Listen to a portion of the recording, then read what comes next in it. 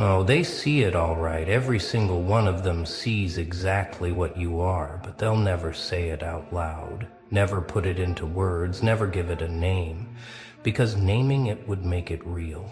And making it real would force them to admit something they're not ready to face, that you operate on a frequency they can't access, that you process reality through circuits they don't possess, that you see through walls they think are solid, and that terrifies them more than any threat ever could. They watch you move through rooms like you're reading invisible subtitles, like you're hearing conversations that haven't happened yet, like you're 10 steps ahead in a game they don't even know they're playing. And they feel it, that shift in the atmosphere when you walk in, that subtle recalibration of energy that makes everyone suddenly aware of their own performance, their own masks, their own lies, because your presence doesn't judge, it just reveals. And revelation is the last thing they want. You know what they whisper when you leave the room, don't you? They say you're intense. They say you're too much. They say you're different. But what they really mean is you're awake and they're still dreaming. You're conscious while they're on autopilot. You're aware while they're acting. And the gap between your reality and theirs creates a tension they can't resolve, can't escape, can't even properly describe. So they use small words to contain something infinite. They've been studying you for years, haven't they? Tracking your patterns, analyzing your responses, trying to figure out the algorithm of your existence. But every time they think they've decoded you, you shift, you evolve, you transcend their calculations because you're not operating from programming, you're operating from pure, unfiltered awareness. And that's not something they can reverse engineer, predict, or control. It's something they can only witness with a mixture of fascination and fear. Let me tell you what they really see when they look at you. They see someone who doesn't need the validation drug, someone who kicked the approval addiction, someone who walks through their social hierarchies like they're made of smoke and suggestions. They see someone who can't be bought with compliments, can't be controlled with criticism, can't be contained in their neat little categories of acceptable human behavior. And that breaks their entire understanding of how the world works. You make them nervous not because you're aggressive, not because you're confrontational, but because you're sovereign, because you exist outside their emotional economy, where everyone trades pieces of themselves for scraps of belonging, where everyone shrinks to fit, where everyone dims their light to make others comfortable. But you stopped playing that game. You stopped negotiating your worth. You stopped asking permission to be exactly what you are. They know you can see through their scripts, can't you? Every rehearsed interaction, every calculated emotion, every strategic vulnerability they present, like currency. You see it all unfolding in real time, like watching actors forget they're on stage. And the moment they realize you're not buying the performance, something shifts. They either try harder, desperate to pull you into their illusion, or they retreat, unable to function without the comfort of mutual pretense. Your aura isn't just energy, it's information. It's a continuous broadcast of truth that disrupts their carefully maintained delusions.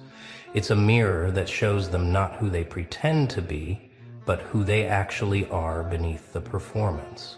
And most people can't handle that level of exposure, that depth of being seen, so they create distance, they create stories, they create reasons why you're the problem, when really you're just the unwanted revelation of their own unconsciousness. When you speak, something happens in the room, doesn't it? Not because you're loud, but because you're precise. Your words don't scatter like theirs, they land. They penetrate. They resonate at frequencies that bypass the conscious mind and strike directly at the truth center. And people feel that impact, even when they don't understand it. Even when they can't articulate what just happened, They know something shifted, something opened, something they've been avoiding just got exposed. They've tried to categorize you, haven't they?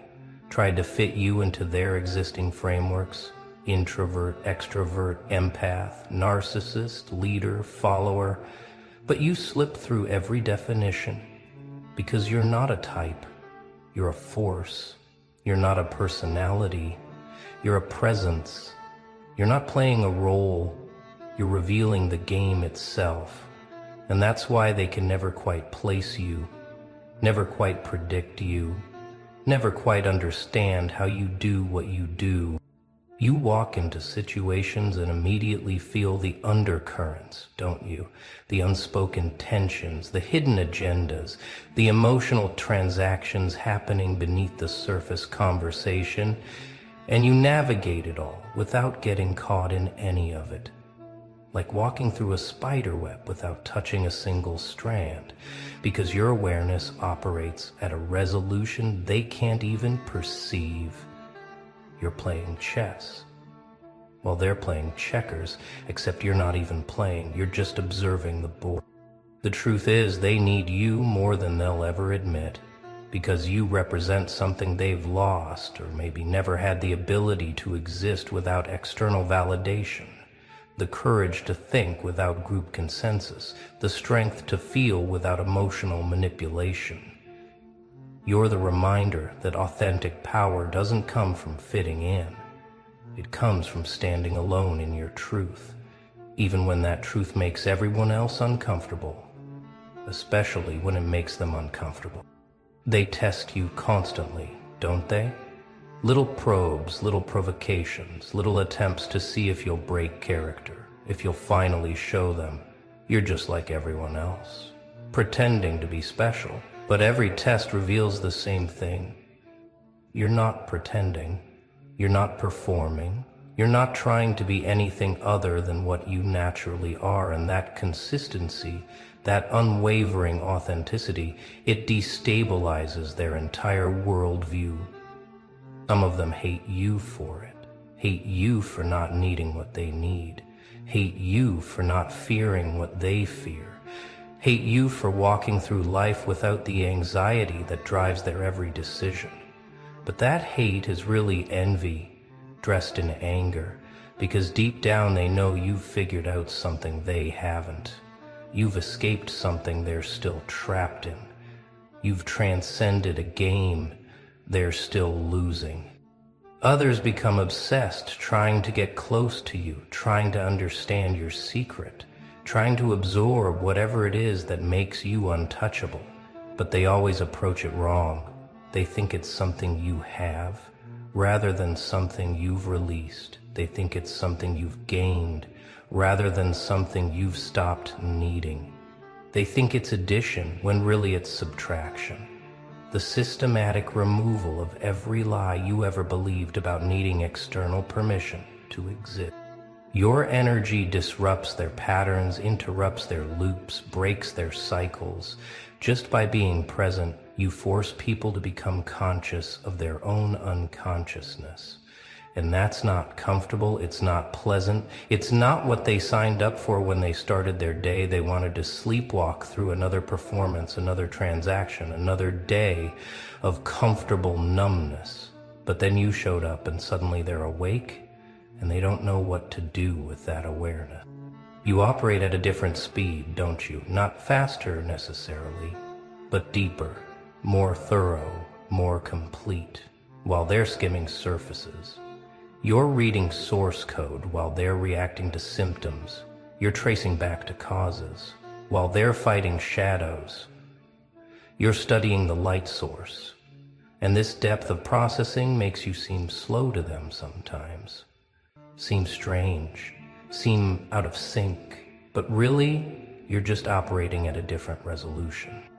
They wonder why you don't react like they do, why you don't panic when they panic, don't celebrate when they celebrate, don't fear what they fear. And it's because you're seeing different data, you're processing different information. You're responding to different stimuli than what appears on the surface. You're reading the metadata of reality while they're stuck in the user interface. This is why your presence changes rooms without you doing anything specific. It's not what you say. It's the frequency you emit. It's the field you generate. It's the space you hold. That doesn't collapse under social pressure, doesn't conform to group dynamics, doesn't participate in the collective emotional weather system everyone else is trapped in. You're like a mountain in the middle of their chaos, unmoved by the storms they create. The thing they'll never say out loud is that you remind them of what they could be if they had the courage to stop pretending, to stop performing, to stop negotiating their truth for social comfort. You're the walking evidence that it's possible to exist without the cage they've accepted as necessary, and that possibility terrifies them because it means their imprisonment is voluntary. Their limitations are self-imposed. Their suffering is optional. Every interaction with you becomes a mirror, doesn't it? People see themselves reflected in your steadiness and suddenly notice their own chaos. See themselves reflected in your silence and suddenly hear their own noise. See themselves reflected in your authenticity and suddenly feel their own performance. And this involuntary self-awareness is uncomfortable. It's confronting. It's exactly what they've been avoiding through constant distraction and external validation. You don't even have to say anything, do you? Your presence alone is a question they can't answer. Who are you when no one's watching? What do you want when society isn't telling you what to want? What remains when all the masks come off and these questions echo in the space between you and them, creating a tension that either transforms or repels? There's no neutral response to your energy. They project onto you constantly, don't they? Making you the villain in their story, the reason for their discomfort, the source of their unease. But really, you're just the screen their shadows dance on.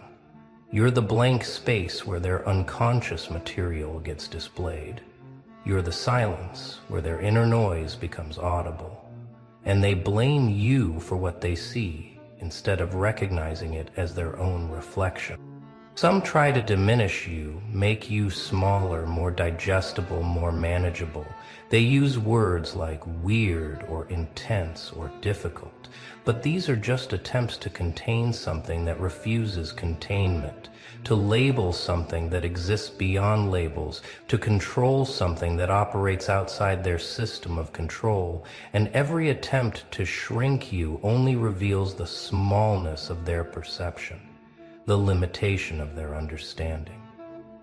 What they really know but can't admit is that you have access to something they don't, not because you're special in some cosmic way, but because you stopped blocking your own signal, stopped dimming your own light, stopped apologizing for your own existence. And this unobstructed flow of authentic being creates an effect they can feel but can't replicate through any amount of trying. You see patterns they miss, don't you? Connections they overlook, implications they ignore. Not because you're smarter, but because you're not filtering reality through the same programs of fear and need that cloud their perception. You're receiving data on channels they've closed, processing information they've learned to ignore, accessing dimensions of experience they've been taught don't exist. They watch you navigate challenges that would break them and wonder how you stay so centered, not realizing that centeredness isn't something you maintain. It's something you are when you stop trying to be something else. It's your default state when you're not expending energy on performance, when you're not leaking power through seeking approval, when you're not fragmenting yourself to fit into spaces too small for your truth. The paradox that breaks their brain is that you become more powerful by caring less about power, more influential by needing less influence, more magnetic by requiring less attention. You've reversed the entire equation they've been taught, and your existence is proof that everything they've been chasing is actually what's keeping them from what they seek. In quiet moments, they admit it to themselves, don't they? That you have something figured out, that you've solved some equation they're still working on, that you've found some door they're still looking for. But admitting it out loud would mean admitting their own game is rigged, their own strategy is flawed, their own approach is what's keeping them stuck. So they keep it buried beneath layers of rationalization and projection. Some of them study you like a science experiment, taking notes on your behavior, analyzing your patterns, trying to reverse engineer your state, but they're looking for a technique when it's really a release. They're looking for something to add when it's about what you subtract. They're looking for a method when it's about abandoning all methods and returning to what you were before the world taught you to be something else. You trigger their deepest insecurities, not through attack, but through example. Your freedom highlights their imprisonment. Your peace exposes their war. Your wholeness reveals their fragmentation. And this triggering is actually a gift. Though they rarely see it that way, it's an invitation to question everything they've accepted as necessary for survival. The space you hold is uncomfortable for them because it's unconditioned. It doesn't respond to their emotional manipulation, doesn't validate their victim stories, doesn't participate in their drama, doesn't feed their need for conflict or confirmation. You're like a black hole for all their projections, absorbing everything and reflecting nothing back, and this forces them to sit with themselves in a way they usually avoid. Your very existence creates evolutionary pressure on everyone around you, forcing them to either level up or leave, either expand or exclude themselves, either grow or go into greater resistance. And this pressure isn't something you create consciously. It's just the natural effect of someone operating at a different level of consciousness, in a space full of people still playing by old rules. They feel the invitation in your presence, don't they? The call to drop their masks, release their performance, abandon their carefully constructed personas, and step into something more real, more raw, more true.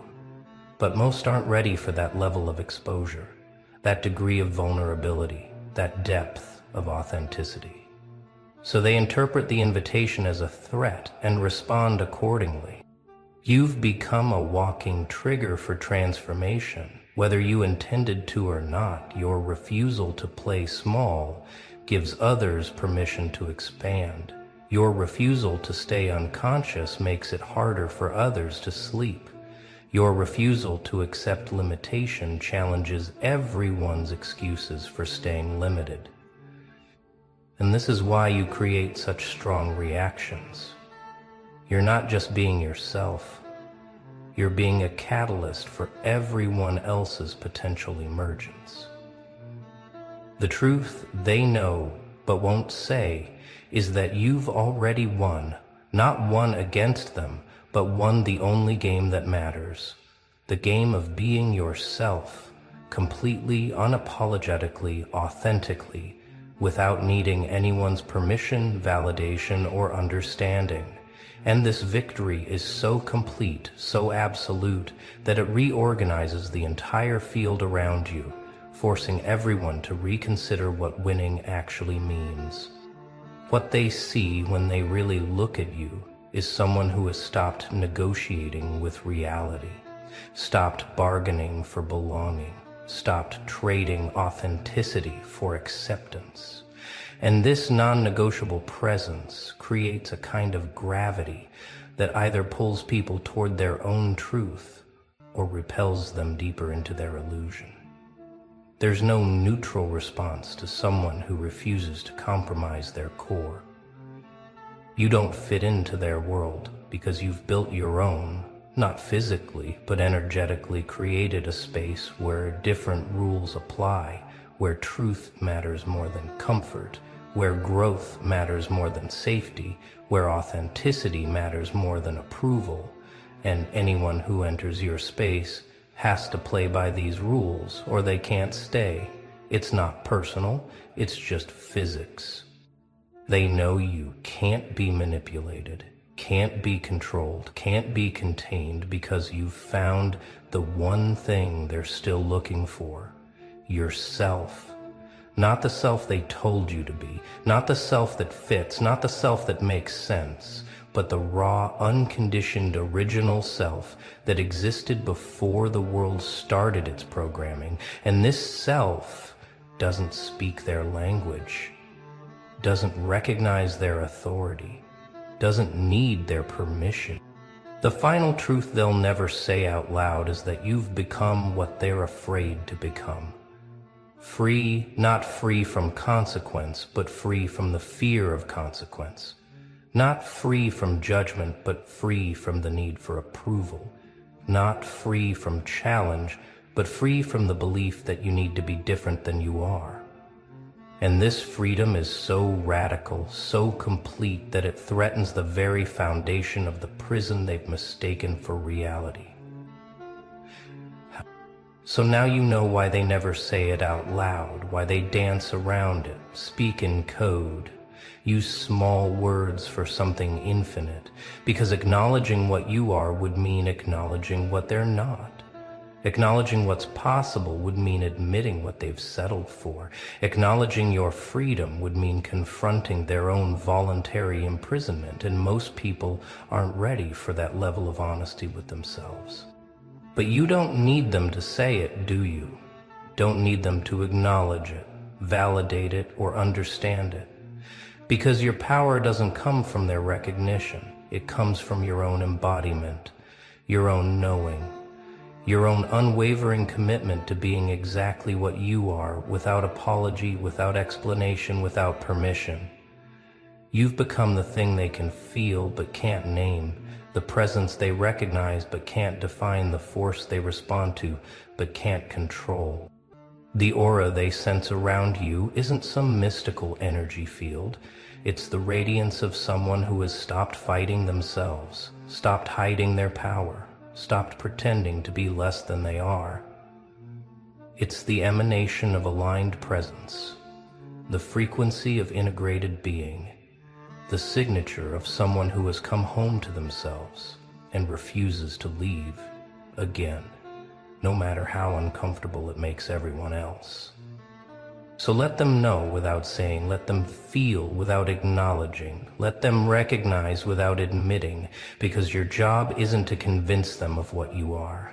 Your job is to embody it so completely, so consistently, so unapologetically, that their recognition becomes irrelevant, their validation becomes unnecessary, their understanding becomes optional.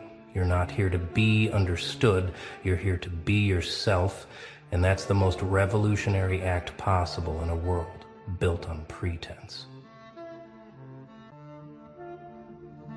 Ah, there you are, sitting in the ruins of what they called your failure, what they labeled your collapse, what they celebrated as your final defeat.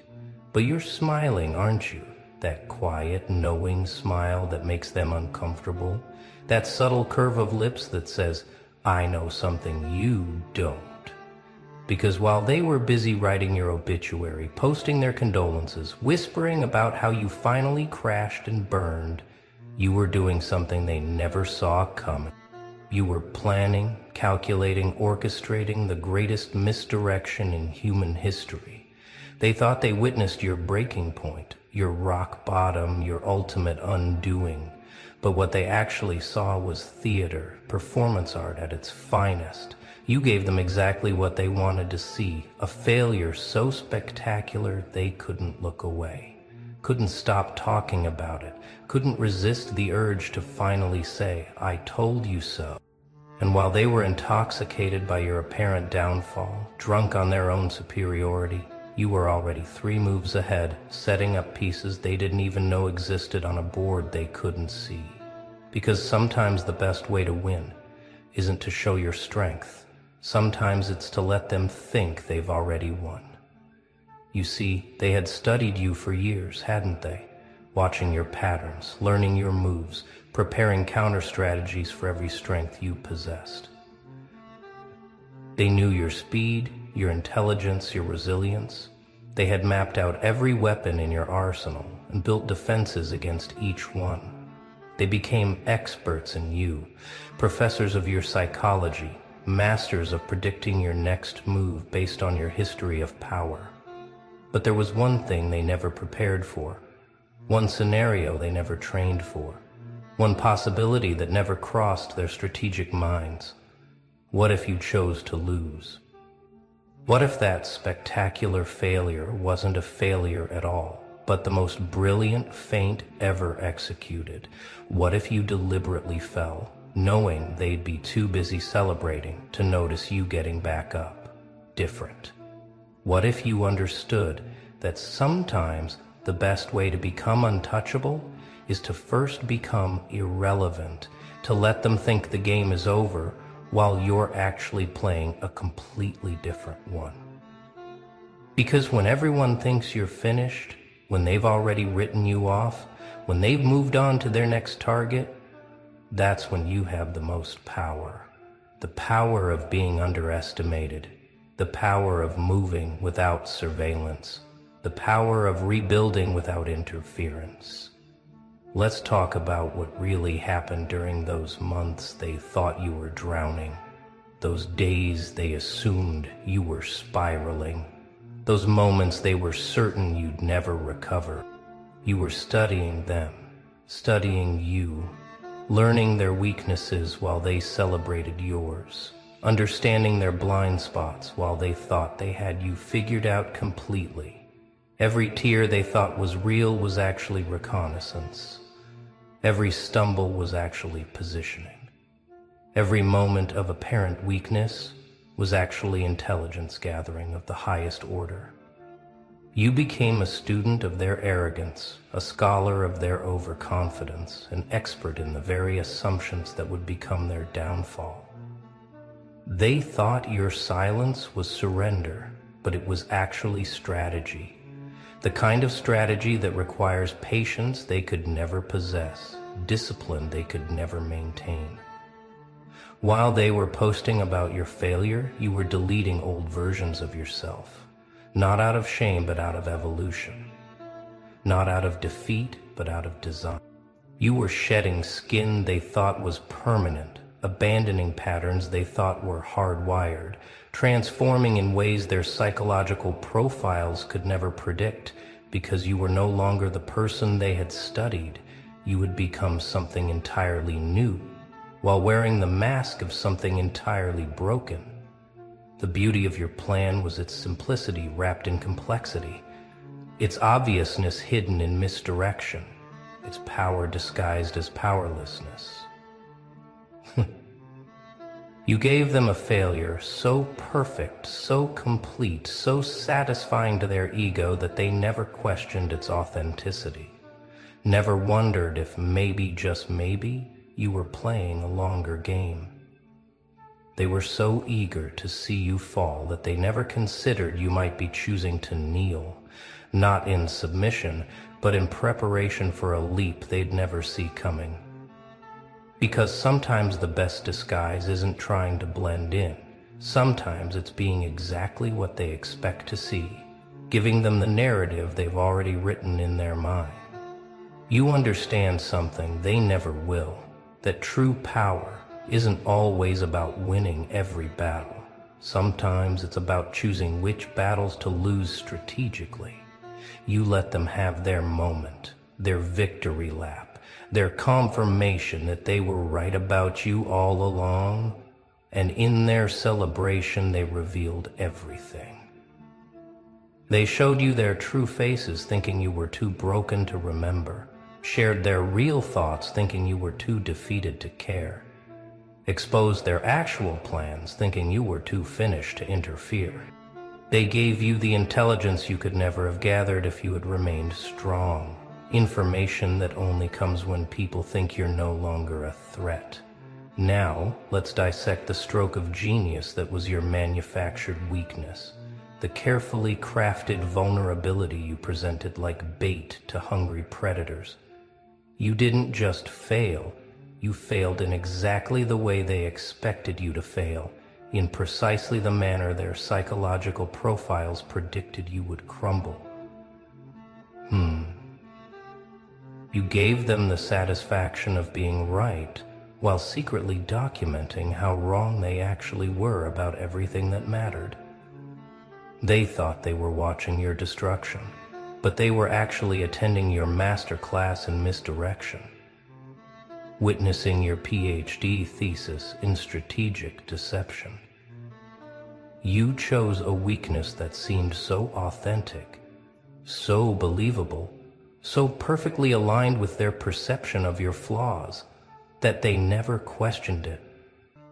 It was like showing a card trick to someone who thinks they know how card tricks work. They're so busy looking for the obvious sleight of hand that they miss the real magic happening right in front of them. Your weakness was custom designed for their biases, tailored to their assumptions, crafted to confirm every theory they had about your limitations, and while they were busy analyzing this fake vulnerability, your real power was growing in directions they never thought to monitor. Think about it. They had prepared for your strength, built walls against your force, created strategies to counter your known abilities. But nobody prepares defense against weakness.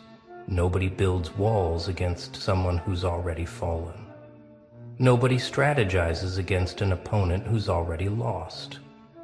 You became invisible not by hiding, but by being too visible in all the wrong ways.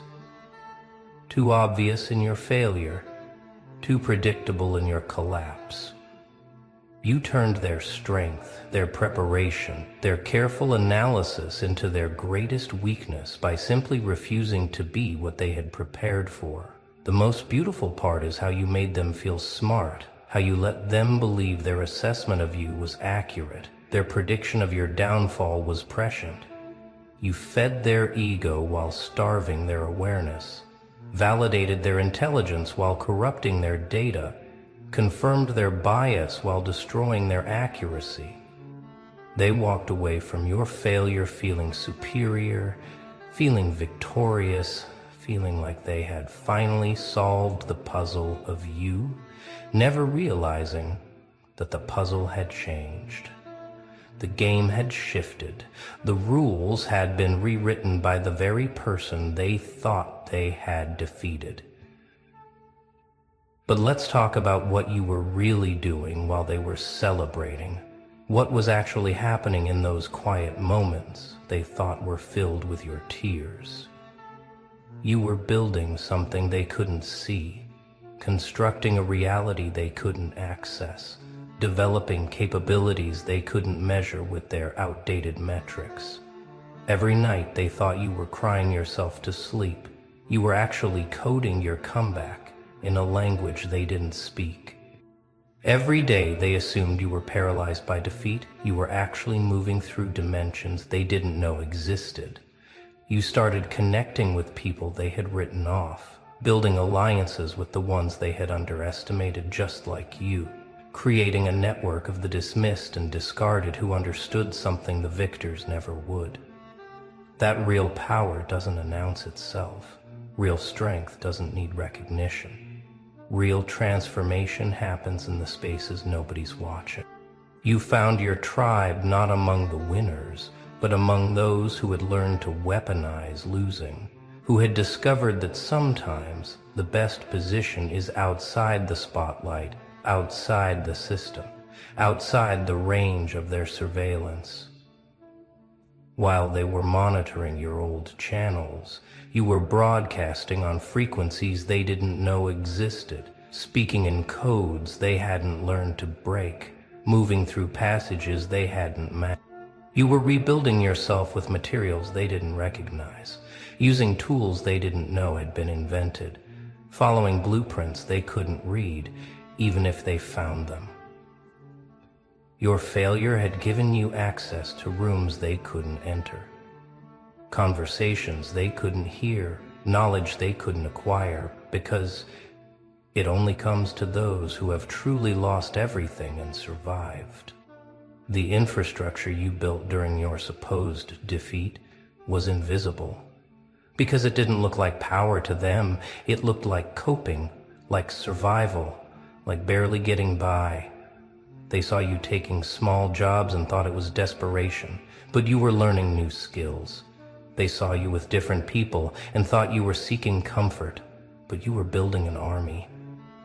They saw you reading different books and thought you were escaping reality, but you were downloading new operating systems. Every move you made looked like weakness to eyes trained to recognize only certain types of strength.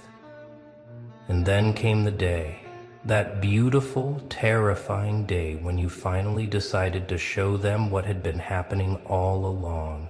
Not with fanfare, not with announcements, not with the kind of dramatic reveal they would have orchestrated, but with a quiet shift that made reality itself stutter.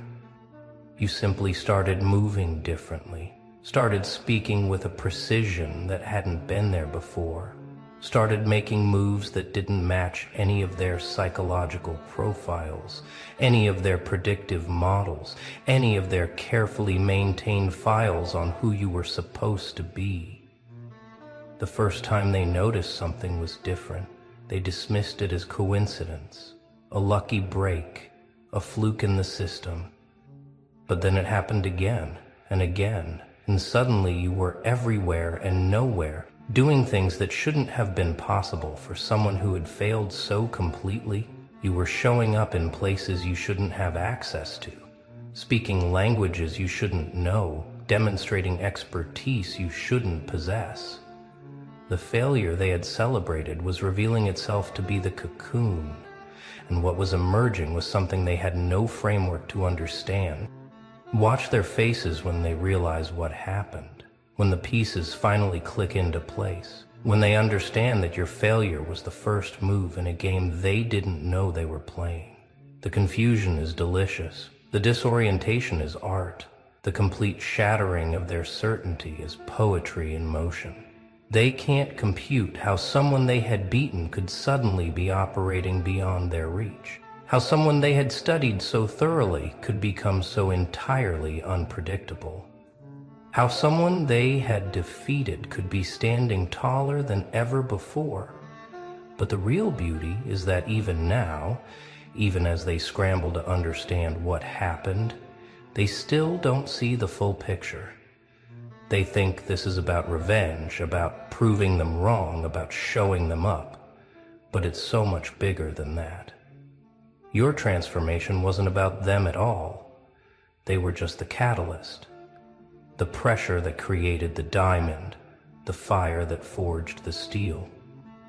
What you became during your orchestrated failure transcends their little games, their petty victories, their narrow understanding of what power actually looks like. You're not playing by their rules anymore because you've discovered something game-changing. That the rules themselves are just suggestions for people who need structure to feel safe. Your failure freed you from the framework. Your defeat liberated you from the limitations. Your loss gave you permission to stop playing games you were never meant to win anyway. You graduated from their kindergarten of competition into a university of transformation they didn't know existed, where the curriculum is written by those who refuse to let their defeats define them. The weakness you faked became a doorway to strength they can't access, a type of power that doesn't register on their measurements because it operates in dimensions they haven't discovered. You're not stronger in the way they understand strength. You're stronger in ways that make their definition obsolete. You're not successful by their metrics, You're successful by standards they haven't evolved enough to comprehend. You're not winning their game. You've transcended the need to play games at all. They trained for your old strength, prepared for the fighter they knew, built defenses against the warrior they had studied. But you became something else entirely. Something that doesn't fight because it doesn't need to. Something that doesn't compete because it's already won on levels they can't perceive. Your fake weakness was the price of admission to a reality where their preparations are meaningless, where their strategies are obsolete, where their understanding of power is as outdated as their ability to predict your moves. What they're witnessing now isn't a comeback, it's a revelation. Not a return to form, but an evolution beyond form. You're not the person who failed, and you're not the person who succeeded before that failure. You're something entirely new, forged in the space between what they thought you were and what you chose to become. The failure was just the doorway. The weakness was just the key. The defeat was just the beginning of a transformation that their minds literally cannot process because it exists outside their framework of possibility. Let's examine the psychological warfare you've mastered, the mental chess you're playing while they're still learning checkers. You understood that the human mind can only track what it expects to see, can only prepare for threats it can imagine, can only defend against attacks that fit within its framework of possibility. So you gave them exactly what they expected. A failure so perfectly aligned with their predictions that their minds accepted it without question, filed it away as confirmed, case closed, threat neutralized. But while their conscious minds were celebrating, their unconscious minds were registering something else, a disturbance in the pattern, a glitch in the matrix of their understanding. They felt it but couldn't name it. That creeping sensation that something wasn't quite right, that nagging feeling that they had missed something important. You had planted seeds of doubt so subtle they wouldn't germinate for months, psychological time bombs that would only detonate when you were ready for them to understand what had really happened. The way you responded to your failure was the real masterpiece, neither too accepting nor too resistant, neither too broken nor too resilient. You performed the perfect balance of defeat and dignity, collapse and character, making them feel superior while never quite letting them feel secure. You gave them enough tears to believe in your pain, but not enough to satisfy their cruelty, enough struggle to confirm their victory, but not enough to trigger their suspicion. You became a master actor in your own life, playing a role so convincing that even you sometimes forgot it was a performance. Every interaction during your supposed defeat was a data-gathering mission. Every conversation was intelligence collection. Every moment of apparent vulnerability was actually reconnaissance. You learned their pressure points while showing them fake ones, discovered their fears while displaying manufactured ones. You turned every moment of their perceived superiority into an education in their psychology, their patterns, their predictable responses to feeling powerful. Now let's talk about the infrastructure you built in the shadows, the empire you constructed while they thought you were in ruins. Every connection you made during your lowest point was actually a strategic alliance. Every skill you learned while coping was actually ammunition. Every book you read while escaping was actually reconnaissance into territories they didn't know existed. You were building a network of power that didn't look like power, accumulating resources that didn't look like resources, developing capabilities that didn't register as capabilities in their limited understanding. You discovered the secret society of the strategically defeated, those who had learned that sometimes the best way to win is to lose so spectacularly that everyone stops watching. These were the people who had been written off, dismissed, underestimated, and had used that invisibility to build something extraordinary. Together, you created an economy of the unseen, trading in currencies of transformation that the traditional winners couldn't access or understand. You built wealth that wasn't monetary, power that wasn't positional, influence that wasn't visible. The tools you developed during this time were unlike anything they had seen, because they were forged in failure, tested in defeat, refined in the laboratory of loss. These weren't the tools of someone trying to win their game. These were the tools of someone building an entirely different reality. You learned languages they didn't know existed, not just verbal, but energetic, psychological, spiritual, dimensional. You developed abilities that couldn't be measured by their metrics because they operated on frequencies their instruments couldn't detect. Your failure had given you access to teachers they would never meet, mentors who only reveal themselves to those who have been thoroughly defeated by conventional standards. These were the architects of invisible empires, the masters of unseen influence, the practitioners of power that doesn't announce itself. They taught you that real strength isn't about being unbreakable, it's about breaking in ways that make you stronger, failing in ways that teach you to transcend success itself, losing in ways that show you games you didn't know you were playing. Education in their psychology, their patterns, their predictable responses to feeling powerful.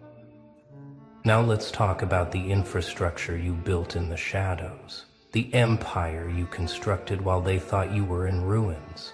Every connection you made during your lowest point was actually a strategic alliance. Every skill you learned while coping was actually ammunition. Every book you read while escaping was actually reconnaissance into territories they didn't know existed. You were building a network of power that didn't look like power, accumulating resources that didn't look like resources, developing capabilities that didn't register as capabilities in their limited understanding. You discovered the secret society of the strategically defeated, those who had learned that sometimes the best way to win is to lose so spectacularly that everyone stops watching. These were the people who had been written off, dismissed, underestimated, and had used that invisibility to build something extraordinary. Together, you created an economy of the unseen, trading in currencies of transformation that the traditional winners couldn't access or understand. You built wealth that wasn't monetary, power that wasn't positional, influence that wasn't visible. The tools you developed during this time were unlike anything they had seen, because they were forged in failure, tested in defeat, refined in the laboratory of loss. These weren't the tools of someone trying to win their game. These were the tools of someone building an entirely different reality. You learned languages they didn't know existed, not just verbal, but energetic, psychological, spiritual, dimensional. You developed abilities that couldn't be measured by their metrics because they operated on frequencies their instruments couldn't detect. Your failure had given you access to teachers they would never meet, mentors who only reveal themselves to those who have been thoroughly defeated by conventional standards. These were the architects of invisible empires, the masters of unseen influence, the practitioners of power that doesn't announce itself. They taught you that real strength isn't about being unbreakable, it's about breaking in ways that make you stronger, failing in ways that teach you to transcend success itself, losing in ways that show you games you didn't know you were playing.